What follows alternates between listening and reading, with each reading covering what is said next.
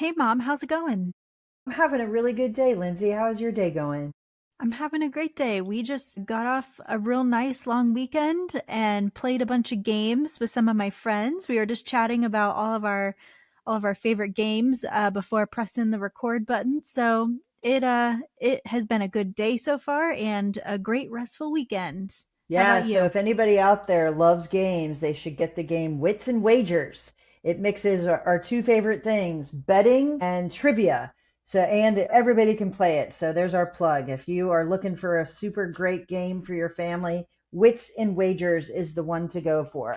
And it's one of our favorites. I'm super pumped though today. I get to talk to someone that I consider a friend, I consider a mentor, I consider an expert in this industry, but also just a really great human being. So, Kelly Drouillard, thank you so much for joining us today. Kelly is with INS Capital. Welcome to the podcast, my friend. Well, thank you. And likewise, Carrie and Lindsay. It's great to be here. What you guys have done with agency focus over a relatively short amount of time, you've reached a lot of agency owners. And just I'm picking that up in conversations. Just recently met with some agency owners last week, and one of their partners had attended one of your sessions, and he was talking about EBITDA and a multiple of EBITDA rather than a multiple of revenue. And you really got through to him. I know, I love That's it. like such a win in this world, you know? I love hearing that. You're making it happen. You're getting through to a lot of owners.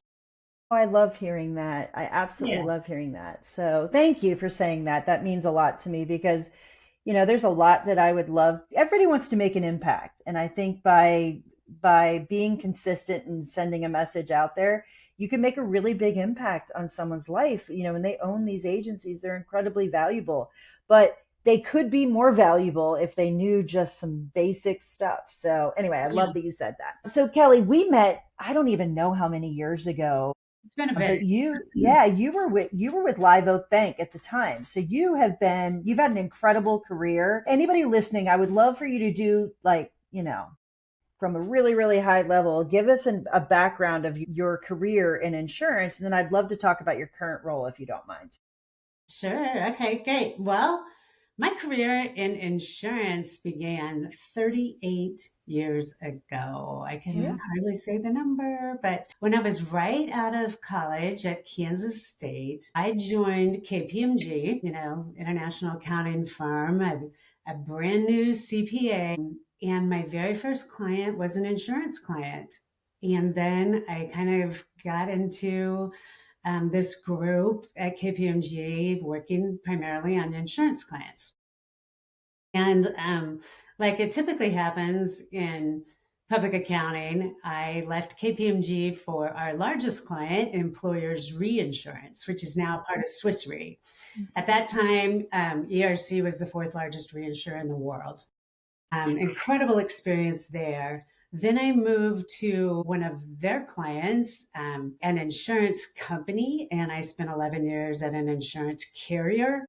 And at that time is really when I kind of transitioned from accounting and finance to the deal world and partnerships, strategic agencies, mergers and acquisitions. And then found my way really into exclusively into the deal world. So my experience has been from retail to reinsurance across the insurance industry and predominantly from the deal side. And that includes commercial lending, where I spent a number of years as a commercial lender at Live Oak. And then prior to that, Oak Street Funding. I had my own firm for a number of years, Quivira Capital. So I'm a deal person. And I've also done a lot of operations. I actually was a COO of a large MGA for a couple of years. So I've seen a lot. No one in Yeah. this business can say they've seen everything because you're going to get surprised. Sure. I've done hundreds and hundreds of deals, billions of dollars in all different shapes and sizes. And the most important thing for me as the client, I want the client to get the best possible outcome. I grew up on a farm in Western Kansas in a very rural economic area. I want agency owners to get maximum value for their agency when they sell it. It's just real simple.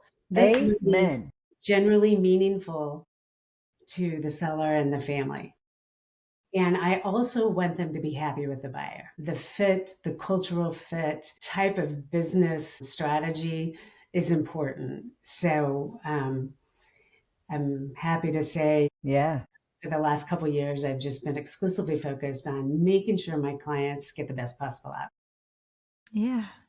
So, Kelly, I was chatting with an agency owner who called me the other day and said, "Hey, I really want to acquire.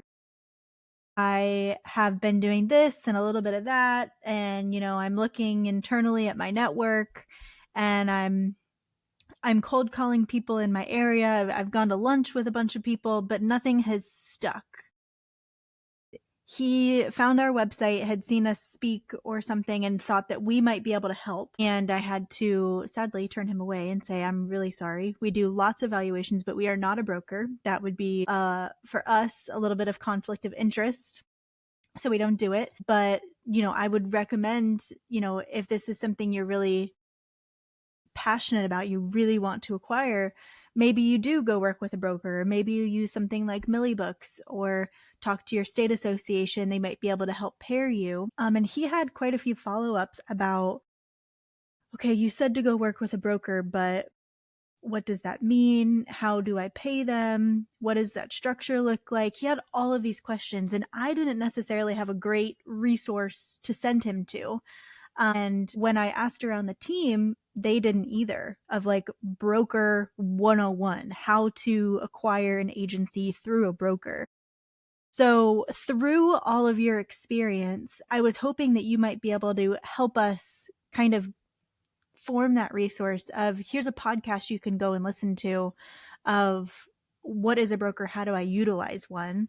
So I guess I might just even turn it over to you. Like, where do you start? How do you choose what type of broker to work with? How do you match those up, agency to broker? Those are all great questions. And I have this conversation almost daily with Awesome.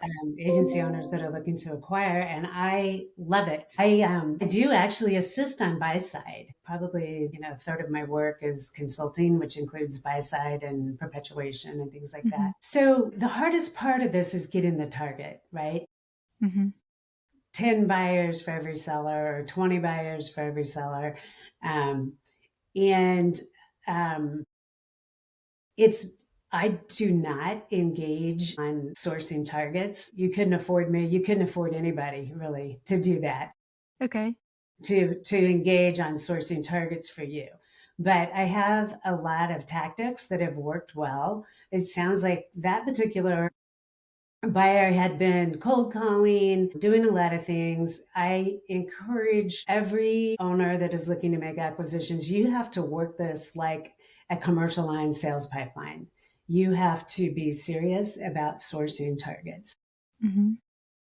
Several things that I think are effective is if you have a favorite carrier, maybe it's Grange or auto owners, or maybe it's more general like Progressive or Travelers, but go to that carrier website in the agency locator function and find out who has a contract with that carrier. From there, that's your lead list, right? Nice. I'm a big fan of screen scrapes to do that rather than cut and paste or enter this into an Manually Excel typing. spreadsheet in a painful process. I typically use Scrape Hero. There's a bunch of them out there. But if you're really serious and you have a huge lead list and you don't want to enter it manually, use a screen scrape if you want to. Did you call it Scrape Hero? Yeah, scrapehero.com. Okay. Yeah, that's Gotcha. Interesting. one I use a lot. Love it. Yeah, I mean it's in your inbox overnight. I love it. Nice. They do So Perfect. a you're test saying, file for you. You say, yeah, that's right. Those are the fields I want. And then push a button. Couple hundred Love bucks. it. nice. Yeah. Oh, So you're saying for to come up with the agency that you want to buy, that's not necessarily something the broker helps you with. That's still something that you do yourself. yes. The buyers, you Okay. need to source your own target. And You know, Okay. I will say this. there are a couple of brokers that will source targets for you. Um, and there are a couple of brokers that the buyer pays the fee instead of the seller paying the fee. Typically, in our world, the seller would pay the fee for an M&A broker advisor. So there are a couple that That do it. the buyer would pay the fee. You're probably going to, it's going to be more of a do it yourself sort of feeling. I don't know the depth of the services that are provided, but there are a couple out there. And then, for M&A brokers vary about what their niche is in terms of size. At INS Capital Group, most of our clients are 500,000 of revenue to about 10 million. I would say a big proportion of that is 500,000 to 5 million, because let's face it, that's where the majority of agencies I fall. mean, you Absolutely. just described where probably Yeah. some, not Yeah. actually not 80, like maybe 70% of the agencies are, Yeah. right? And Yeah. that's where we live. That's where Yeah. we Mhm. live every Yeah. single day. For an independent buyer, you're probably going to have the most success on transactions under 500,000 of revenue. And there's still just a ton of those out there. Plenty of targets, plenty of targets. You're going to be most successful, generally speaking, at under 500,000 of commission revenue. Why is that? Tell me why Well, that is. that's a little bit on the small side. I mean, we do represent sellers that have 400,000 of revenue, but it's not as common. They're just going to be easier to reach, and they don't have everybody and their brother knocking on their door. So less competition, right? Less competition. The other thing that we're talking about is sourcing targets, which it's just elbow grease. You got to roll up your sleeves and do it. We talked about the agency locator on carrier websites, good old fashioned Google, white pages, yellow pages. If you have a specific niche, like you write a particular, maybe it's daycare, or maybe it's farms or whatever that is, then your carrier reps can be a good source of targets as well. But be focused. Be focused when you're creating your target list. Don't chase everything. Don't say, "I'll look at everything." Try to be realistic about what you would actually go through a transaction with. If you're really interested in a commercial lines transaction, don't waste a lot of time on personal lines Right. agents. You're going to wear yourself out before you get started. So, you got to develop that target list, your lead list, and then you have to work it like a pipeline. Not only that, though, Kelly, if you look at everything that comes across your desk or you're able to hit and you fall in love with something, now it becomes about making the deal happen, not if the deal is actually right for you. So I think that's Mhm. a really important thing. Know what's important to you, know what's actually going to strengthen your agency and actually help you, be more consistent, be more focused, be more whatever, efficient, profitable, etc., in order to increase the value of your agency. Don't make it more inefficient or heavily concentrated with one carrier or one area that actually devalues the overall agency. So 100% great advice. Know what the heck you're looking for. It's also a reason to roll up your sleeves and do it yourself, because if you're paying someone to source leads for you and they give you leads, you're going to feel like you have to do that because you really want to acquire, and it Yeah. could be a terrible fit, right? So That's Yeah. very anyway, true. Yeah. And I get calls from buyers. They get really excited because they have a potential deal, and it could not be a worse fit. I And but they're know. just so excited to have something to work on, Yeah, which exactly. I understand. You want to grow. Yeah. Yeah. The next part, so once you get the target, the second thing, and you need to be preparing for this all along, is you need to have a good grasp of the process. And you need to be ready to illustrate to the seller that you can manage this project. Most of the sellers, obviously, they've never done this before generally, and they need someone that they feel not only can financially get the deal done, but they also clearly understand the process of, an informed letter of intent, and then the due diligence, and then the closing and the integration.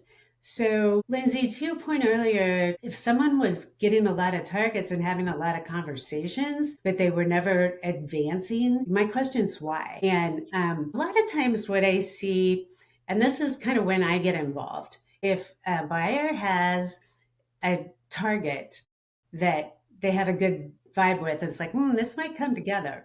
That's when I get involved and I help in a process perspective. I help with samples. I help in the cash flow analysis. I help in the letter of intent. What I find a lot is a first time buyer gets way too deep in the details too soon. And Interesting. they're asking for really detailed carrier information. And rather than focusing on, okay, what's the P&L look like? Are you profitable? Does this Yep. thing cash flow? How much is bonus income? So what I have my 10 commandments for an informed letter of intent, which are on my LinkedIn profile somewhere. Nice. But it's a balance to have an informed letter of intent so you know just enough about the agency, the lines of business, the carriers, the renewal retention, the loss ratios, the profitability, just enough to make a solid letter of intent.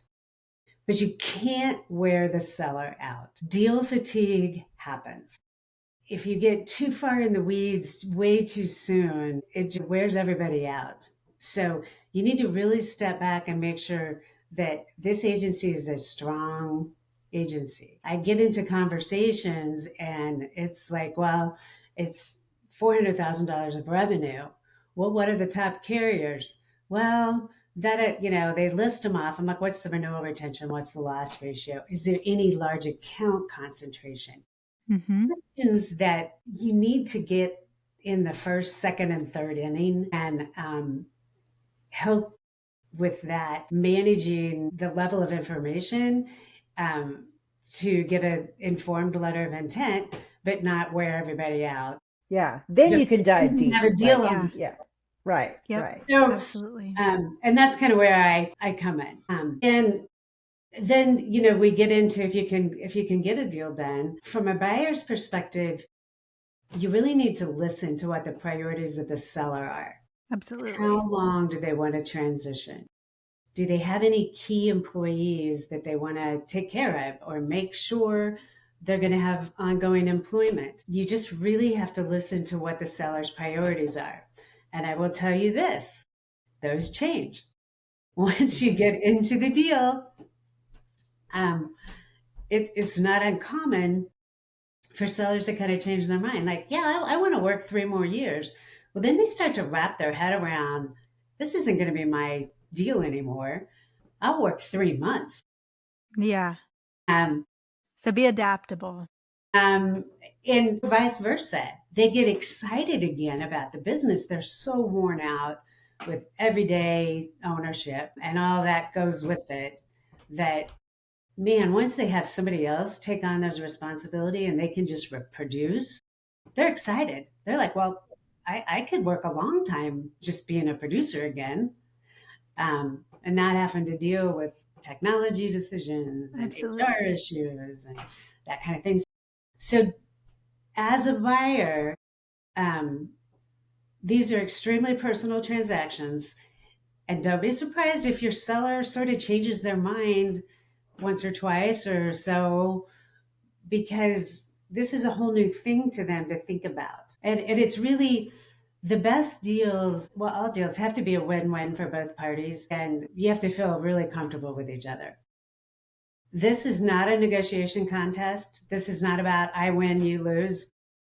You won't get a deal done, or if you do, it's going to fall apart probably after the fact. Mm-hmm. So it's a collaboration. It's not about a winner and a loser. Yeah. And those are going to you'll make some successful deals. It takes a while. Yeah. You have to work this Absolutely. pipeline for years. Yeah, I mean, really, if you are a younger agency owner and you're serious about acquisitions, that first year is going to be frustrating, and then you're going to start seeing some things happen. Yeah. I began working with an agency about a year and a half before we went through all of my suggestions about sourcing targets, and the owner, we closed 2 deals January 1. but it Wow. took about a year and a half. Yeah, So I have an absolutely. agent, Kelly, that really wanted to acquire. I mean, absolutely wanted to acquire and got really discouraged that we said no to about 20 deals before he actually found the one that was the fit. And honestly, he's super happy he did that now. On the other side of it, he's since acquired again, but that is hard to have that much work and have to say no. But the reality is he would have regretted a lot of those had he done it because it would just be to get a deal under his belt. You know what I mean? So I totally agree with you. So keeping with 101, why, how does someone make the decision? You just said some brokers are paid by the seller, some brokers are paid by the buyer. How does someone navigate that space? Because it is not a one size fits all. So if you're thinking about this and you want to get representation, and let's say I'm a seller, how would I choose the broker to work with? What should I weigh in my mind? So I think in choosing an appropriate broker to sell your agency, which we call sell side representation, you look at their track record and how the variety of buyers that have been to the table, um, because it's a very personal experience to the seller. And there are so many buyers out there. You don't want your deal shotgun to 60 potential buyers because that's just not realistic. We know the buyers. We um, do a very thorough job in evaluating potential buyers based on what our sellers' priorities are. We spend a lot of time, a lot more time on our deals than some of the other shops. The other thing is the transaction size. And like I said, we typically work in 500,000 to 10 million. Most of it's 5 to 5. And depending on the size of your agency, choose a broker that's appropriate to your size. Hmm. Some brokers only work on really large deals. Their average client is much, much bigger. Our average is probably somewhere between 1 to 2 million. There's outliers in that. We've got a strong handful that are 7 and 8 million in revenue, 10. But the important thing is just really make sure you're getting the right fit.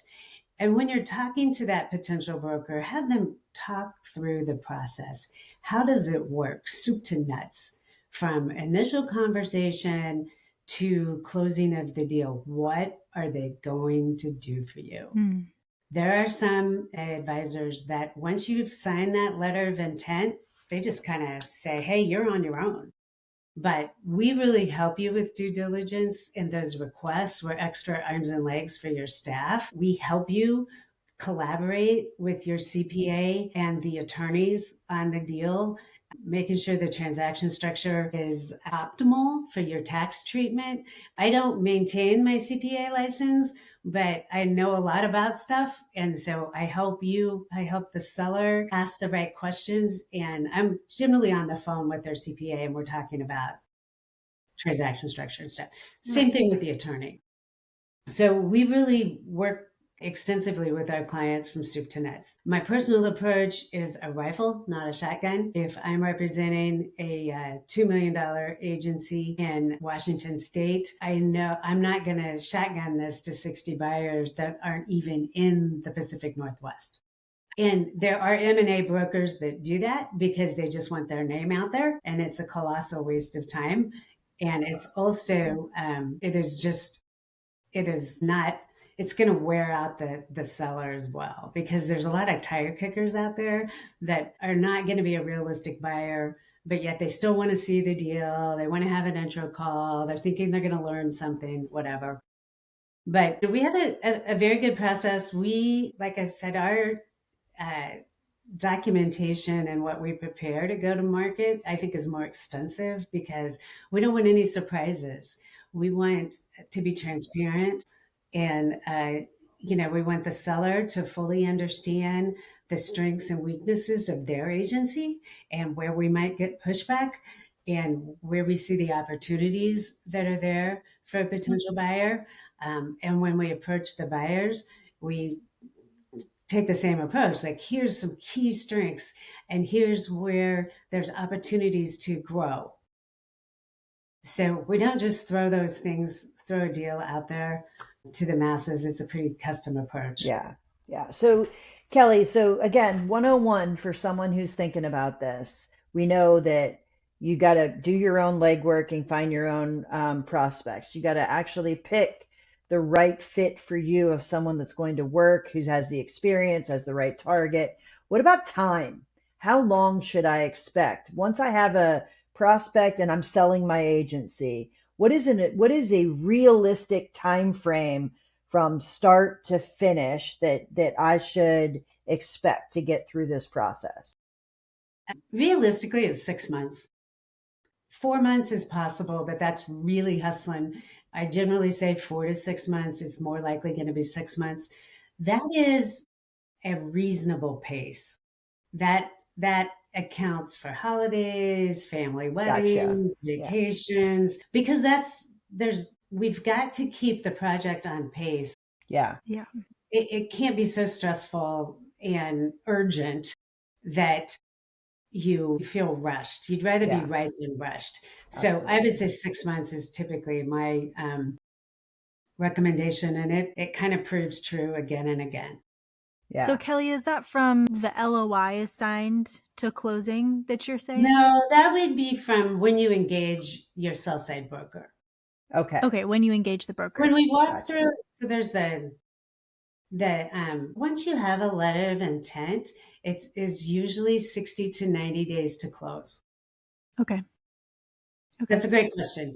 So give me an idea, because I hear this all the time. People want to know what the multiples are. People want to know like what the structures are, et cetera. What do you, and I'm going to ask it in a different way because I hate those questions. It's like, I typically respond with, well, I have a 3,500 square foot house. What is my insurance rate? And then I'll tell them later that I'm a 4-minute walk to the beach. You want to change your answer?